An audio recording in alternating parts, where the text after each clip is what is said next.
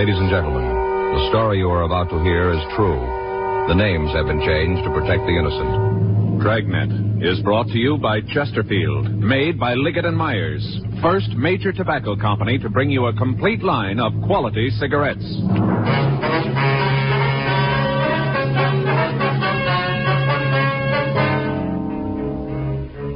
You're a detective sergeant. You're assigned to homicide detail. The body of an attractive woman has been found in a downtown office building, beaten to death with a piece of lead pipe. The killer has escaped into the city. Your job? Find him. Today, friends, you hear these three words everywhere. Chesterfield's for me. The Chesterfield you smoke today is the best cigarette ever made. Best for you. Because Chesterfield gives you proof of highest quality, low nicotine. The taste you want. The mildness you want. Chesterfield is best for you because it is tested and approved by 30 years of scientific tobacco research. Chesterfield is best for you because it has an established good record with smokers, proven by test after test. Yes, friends, the Chesterfield you smoke today is the best cigarette ever made. For the taste you want, the mildness you want, join the thousands now changing to Chesterfield.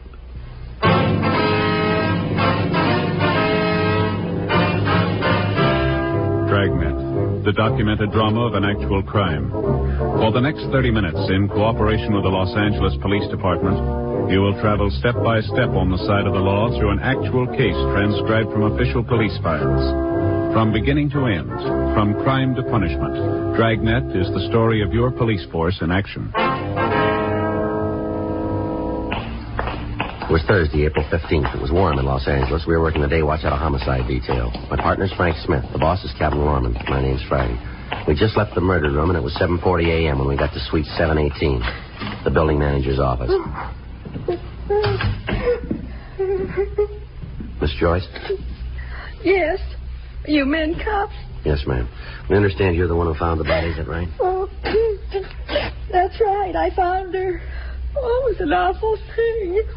This is my partner, Frank Smith. My name's Friday. Wonder if you feel up to telling us exactly what happened. Oh, sure. It's just about the most terrible thing ever happened to me. There's something we can get you, ma'am. Oh, no, thanks. Janie brought me some hot coffee. Who's Janie? Janie Alquist. She works the first 3 floors. She brought me some hot coffee. I see. She was up here and they let her bring it. All right, Miss Joyce. Could you just tell us about it, please? Well, right from the beginning. You want to hear all about the whole thing? If you would, please. Well, I came on at 4, just like always. I punched in and came up to the 10th floor and started in. Got the things out of the closet on the 10th. Mm-hmm. Usually I start on the 7th. But now and then I like to do it a little different, and I start on 10 and work down. Yes, ma'am. What time was it when you found the body? Oh, just a few minutes ago. I guess about 7, right around in there. I only had 2 more offices to do, and I'd be finished. I just had 2 more when I got there. Yes, ma'am. You'd go ahead and tell us about finding the body? Oh, well, I unlocked the door, and I saw the light inside. I thought it was kind of funny, because usually it's dark. You mean in the office? Yes, and where Mrs. Fitzgerald's desk is, it's usually dark. Yes, ma'am. I thought it was kind of funny, like I said.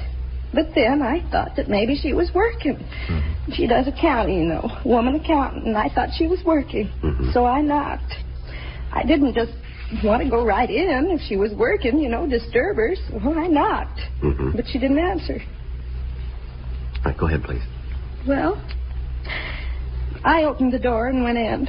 Right off, I was kind of sore about it. No excuse for a thing like that. No excuse at all. What do you mean? Well, didn't you see the place? Didn't you look? Yeah. Well, then you know what a mess it was. Papers all over the floor, and ashtrays spilled, all that mess, and I'm supposed to be through at 7:30. Well, I'd never have made it. Never got through on time. And that's when I saw her behind the desk. Oh, it was an awful thing. There she was on the floor, dead. Yes, ma'am. There was no one else in the office? No. Just Mrs. Fitzgerald. She was on the floor behind the desk. What'd you do then? Oh, I screamed. Loud as I could. I wanted somebody to come up there right away. And that was the first time I ever saw anybody dead. Then I ran out of the office and went downstairs to get somebody to help. Just an awful thing. Oh, poor Mrs. Fitzgerald. Oh, she was so nice. All the time saying hello when she'd come in early and I'd still be working.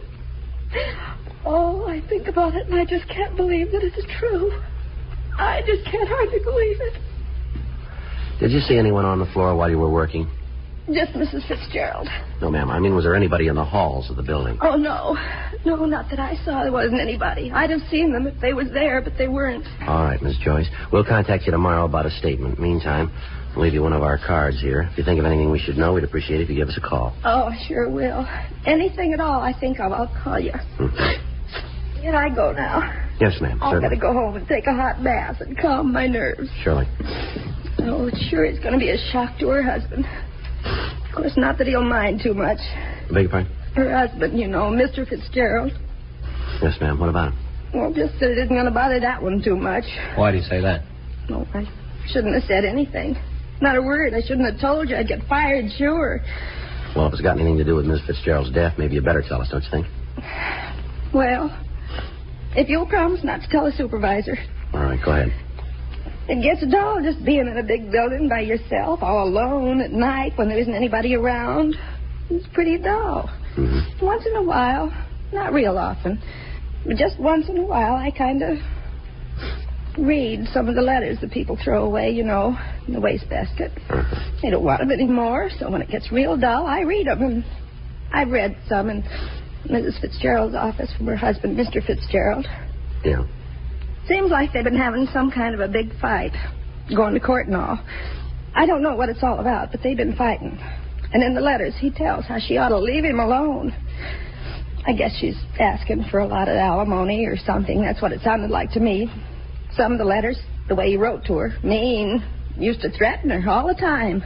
You saw these letters where he threatened her, did you? Yes. One, I guess it was about a week ago. He said in that, if she tried to railroad the thing through, now that's what he said, railroad the thing through, he'd come up here and... Yes, go ahead. Well, that's all there is. I couldn't find the other piece of the letter where he said what he was going to do. See, she tore up the letters after she read them. Mm-hmm. All right, Miss Joyce, thank you very much. No, I hope I helped. Yes, ma'am, I certainly have. I sure wish I could have found that other piece of the letter. No way of knowing what it said. Yes, ma'am. Do you suppose he really meant it? I don't know. We'll ask him.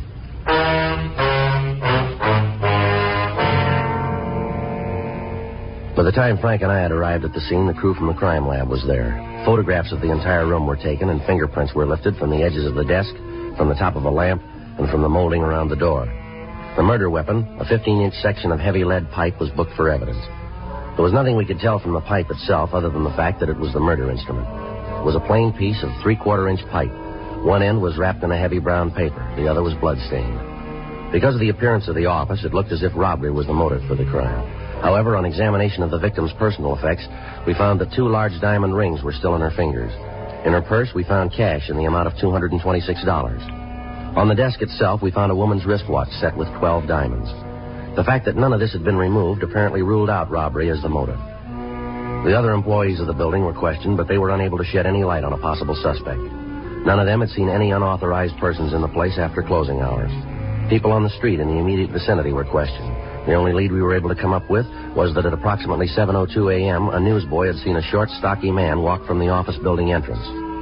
Other than the brief description of the man's build, the witness was unable to tell us anything. An immediate broadcast was gotten out on what information we had. From a telephone book in the victim's desk, we got an address for her husband, Oscar Fitzgerald. It was a men's club located in downtown Los Angeles. Frank and I drove over to talk to him. Come in. Thank you. Thanks very much. Sit down. I'll call for some coffee. You fellas want some? No, thanks. No, sir. You don't mind if I have some? No, you go right ahead. Room service, please. Kind of early for the cops to come calling, isn't it? Yes, sir, I guess it is. This is Mr. Fitzgerald, room 417. Would you please send up a pot of coffee? That's right. Oh, and send a large glass of orange juice, too, huh? Yeah, make sure it's cold. 417. Right. One thing I can't go is warm orange juice. Like a cigarette? Yeah, thank you. Now, what's this all about? What do you want to see me for?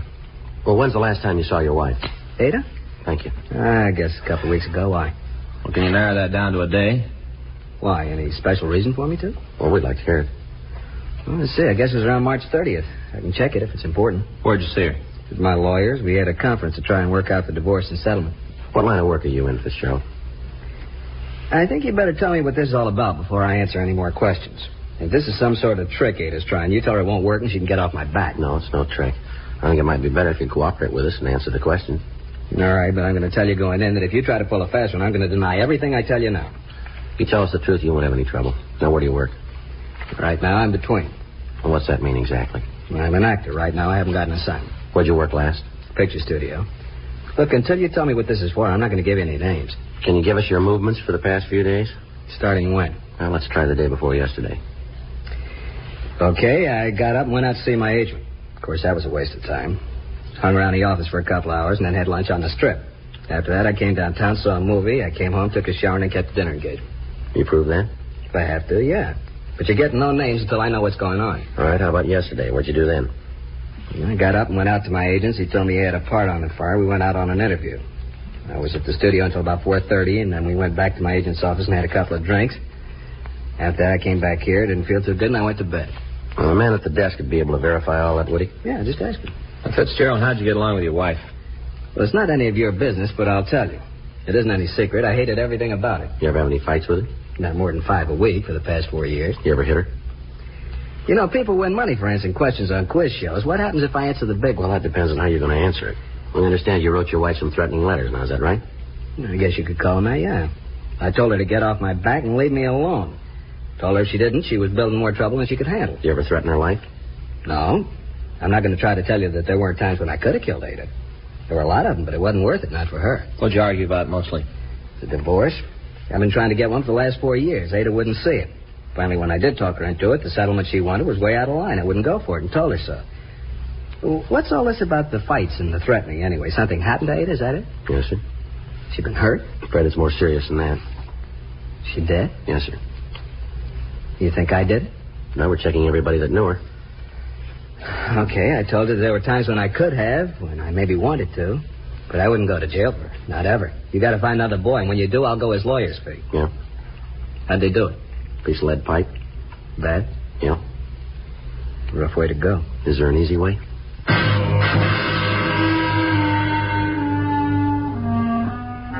We made a preliminary search of the room, but we found nothing that would tie in the victim's husband, Oscar Fitzgerald, with the crime. We talked to the desk clerk, and he verified the man's story that he'd been in his apartment the evening of the killing. Fitzgerald made arrangements with us to attend the coroner's inquest, and Frank and I went back to the city hall. We checked with the crime lab on their investigation. Lieutenant Lee Jones told us that they'd been able to lift several partial fingerprints from the murder weapon, but that they were impossible to classify. He went on to say that the other prints that had been found at the scene were unusable as evidence, since it would be difficult to get enough points for identification. The other physical evidence taken from the office was of little use. A check had been made of a piece of pipe, but it was found to be of a common type and impossible to trace. Microphotographs had been made of the serrated edges, and these had been booked as evidence. We asked the stats office to make a run on the M.O. of the crime, and they told us that they would start through their files immediately. For the next 2 days, Frank and I talked to all of the friends and relatives of the victim, attempting to find a motive for the crime. From what we had to work on, the only plausible reason for the killing was either revenge or jealousy. None of Mrs. Fitzgerald's friends or business acquaintances were able to point out anyone with a strong enough reason to kill the woman. Monday, April 19th, Frank and I got back to the office after interviewing one of the victim's business competitors. Well, that's another one that didn't go anyplace. Yeah, seems like that's all we've been drawing on this one, doesn't it? Yeah, I'll check the book. All right. Anything come in from the stats office yet? No, said they'd have the rest to run for us this afternoon. First punch didn't turn anything. I got it. Homicide, Friday. Yeah, Jack. Anything on him? Sure. We're no place now. Well, no, anything's got to be. Want to give me that address? All right. All right, we'll check it. Good. All right, Jack. Thanks again. Bye. Jack McCready says he talked to one of his informants this morning. Guy came up with a couple of good things, maybe. Yeah? One of them's about a guy in the Olympia bar at 4th and Kohler. Fella's pretty drunk. Been doing a lot of talking down there. Something for us? Maybe. He's bragging about beating a woman to death with a piece of pipe.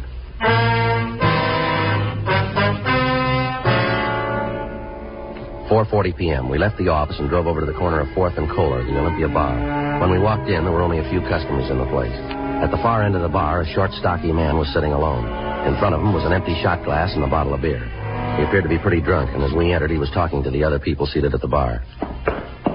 And if you guys don't believe it, you just come outside with me. I'll show you. Show you all, every one of you. Bartender, I got an empty glass. Now, let's do something about it, huh? I need a drink. I think you had about enough of that, don't you? What? I said you had enough to drink. Who are you to tell me that, huh? Who are you to come in here and tell me what to do? What's the matter? You think you're cops or something, huh? Is that what you think? You called it. Come on, we want to talk to you. You mean you are cops? That's right. Well, listen, you better get out of here and do it fast if you know what's good for you. You just better. Frank? Yeah. Take your hands off me. You guys don't hear good, do you? Now stand still. You come messing around with me, you're going to find out. You'll find out good. I'll give you the same thing I gave her, the same thing. Hold it, Frank. All right, come on, mister. Who are you talking about? I'll tell you who. I'll tell you good. And you'll know, leave me alone if you know what's good for you. I'm talking about that Ada Fitzgerald, that's who. Ada. You go messing with me and you'll get what she got. I'm a pretty rough fella, you know. Pretty rough. Is that right? You betcha. You're not dealing with a kid, you know. Well, that makes it even then, doesn't it? Huh? You're not dealing with a woman.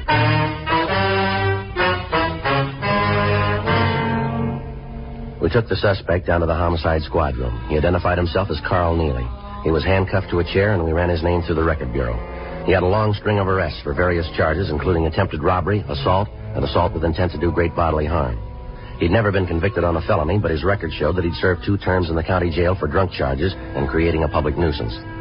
While we were checking his record, the suspect passed out in an alcoholic stupor in the squad room. We contacted Sergeant Jack McCready and Officer Danny Galindo and asked them to make a search of the suspect's residence. In going over the place, they'd found a blood-stained shirt and a coat. The garments were packed in a cardboard box that had been hidden under the kitchen sink. They were brought downtown to us along with an empty envelope found in the apartment. It had been sent to the suspect, Neely, and the return address on the back indicated that the letter had been sent by the victim's husband, Oscar Fitzgerald. We waited for the suspect to come to enough for us to question him. Frank went out and brought back some hot coffee. We tried to get Neely to drink some of it. 8:40 p.m. It's hot. All right, come on, try some more.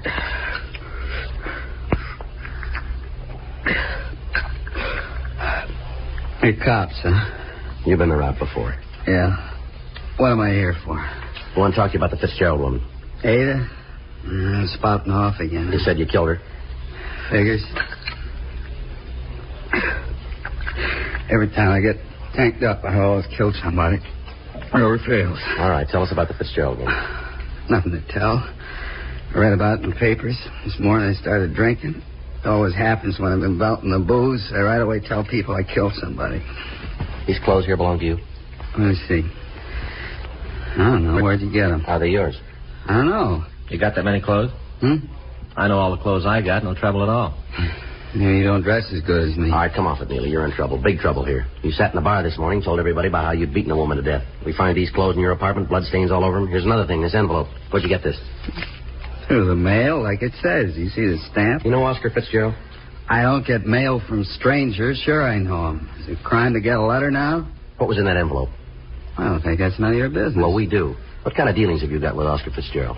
Well, you still work for him? Doing what? I took care of the place when him and Ada were married. Sort of a general handyman. When'd you see him last? I don't know. Maybe a couple of months ago, around there. A couple, 3 months. And what did he find so important that he wrote you about it? Look, he loaned me some money. He sent me a check. It was a loan, huh? Yeah.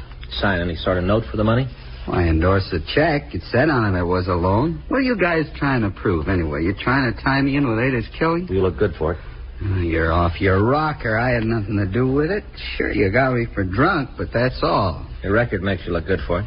Clothes we found in your apartment don't help you. You sure Oscar Fitzgerald didn't pay you to kill his wife? Be a lot better if you told us the truth here, Neely. I'm telling you the truth. It's right in front of you. All you got to do is open your eyes. It's there. Where'd the bloodstains come from? They're mine. Well, tell us about it. Well, I got in a fight with another fella. Where? A bar down on 7th. When? Wednesday. Last week? Yeah, last Wednesday. What time did you have this fight? Closing time? That'd make it about 2 o'clock, huh? That's when the bar's closed. Where'd you go after you had the fight? Went up to a friend's house and had a couple more drinks. Who's a friend? You don't know him. He's got no record. What's his name? I don't want him dragged into anything. What's his name? Jackie Meadows. Let me see your hands, Neely. Sure. Well, you got some pretty bad bruises there. You must have hit something pretty hard. Fight I told you about. That's where those came from. Tell us what you did after you left the bar. I told you I went up to Jackie's. I had a couple of drinks. What time did you get there? Around 3, maybe 3:10. What time did you leave? About 5. Where'd you go? I don't remember too good. I was pretty boozed up. Well, where do you think you went? Well, Jackie was worried about me being cut up from the fight. He wanted me to see a doctor. Yeah?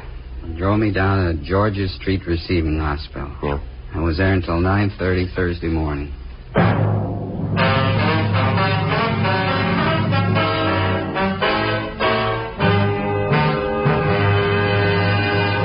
You are listening to Dragnet, the authentic story of your police force in action.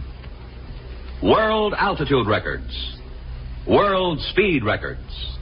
All part of Bill Bridgman's job as a supersonic test pilot for Douglas Aircraft. You read about Bill in Time magazine. Now let's meet one of the world's fastest humans, Ann Jacqueline Hazard, who's collaborating with Bill on his new book, Test Pilot. They smoke America's most popular two-way cigarette, Chesterfield. I smoke the king size. After hearing what the Chesterfield people have been saying about them, I thought I should try them. I'm convinced they're best for me. It's Chesterfields for me, too. But I like the regular size. Either way, they're everything Bill says, and they're really mild. You try Chesterfields. I think you'll find they're best for you.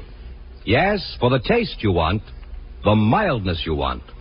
Join the thousands now changing to Chesterfield.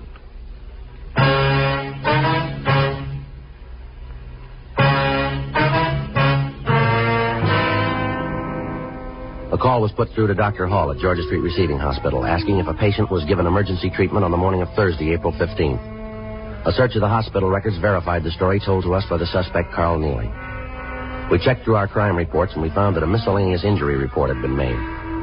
From the coroner's report, we knew that the victim had been murdered between the hours of 5 a.m. and 7 a.m. on that morning.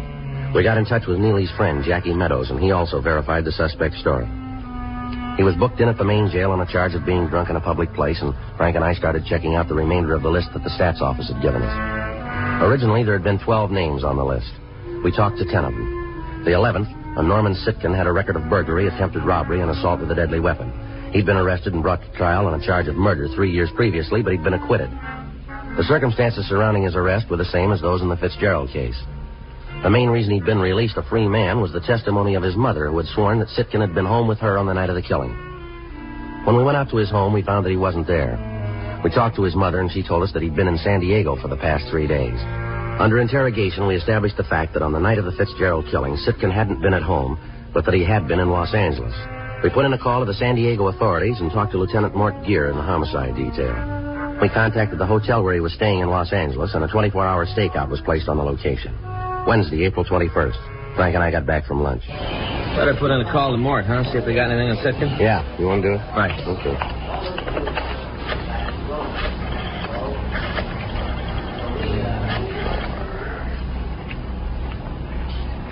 Hi, this is Frank Smith, robbery. Yeah, I'd like to put in a call to San Diego PD Homicide Bureau. Lieutenant Mort Gear.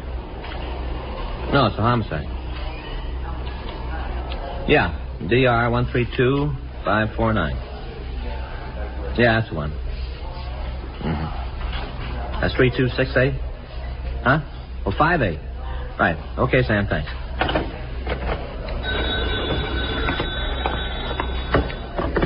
I'm on this one, Joe. Oh, sorry. Homicide Friday. Yes, sir? No, that's right. When was that? Yes, sir. Right away. Cancel that call, Frank. What do you got? Sitkin just walked into his hotel.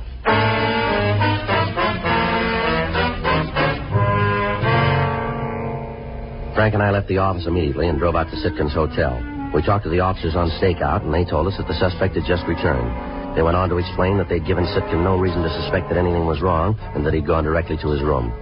Frank and I got in the elevator, and we went up to the 4th floor. Yeah? All right, just a minute.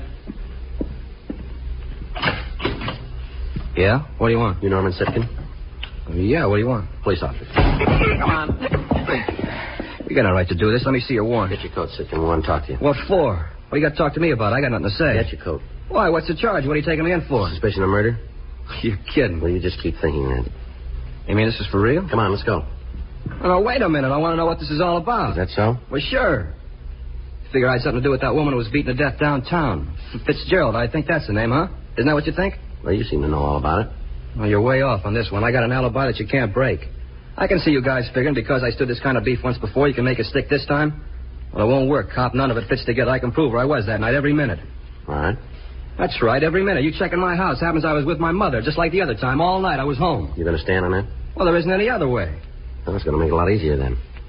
Well, what's that supposed to mean? We talked to your mother. She says you weren't home that night. Well, she's wrong. You let me talk to her. She'll tell you. You just let me talk to her. She's sure you weren't there. She's willing to testify to that.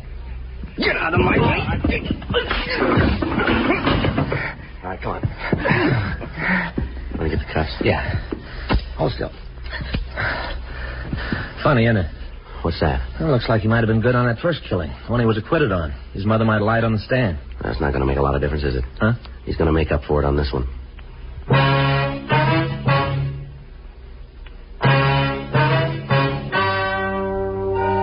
The story you have just heard is true. The names were changed to protect the innocent. On August 17th, trial was held in Department 97, Superior Court of the State of California, in and for the County of Los Angeles. In a moment, the results of that trial. Now, here is our star, Jack Webb. Thank you. Earlier, George Fenneman told you exactly why the Chesterfield you smoke today is the best cigarette ever made. And best for you. Now, the rest is up to you. Get a carton or two for yourself. Smoke them and you'll say as we do, it's Chesterfields for me.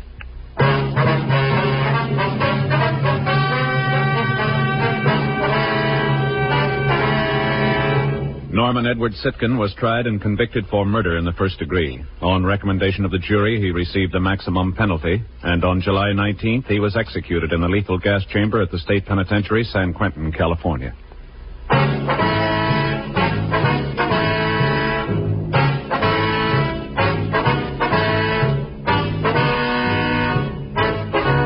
You have just heard Dragnet, a series of authentic cases from official files.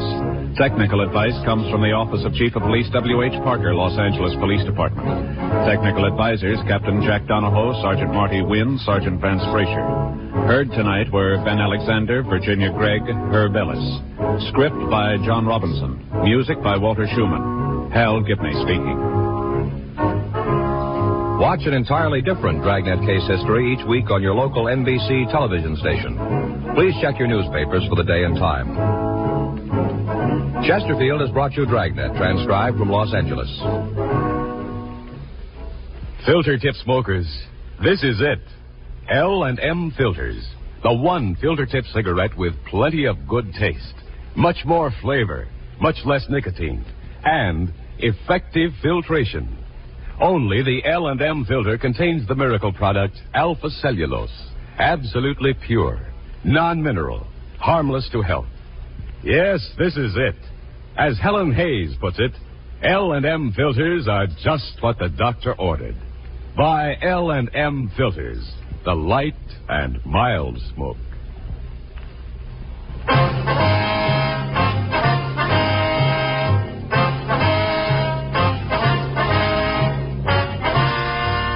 Hear Rocky Fortune following John Cameron Swayze and the news on the NBC Radio Network.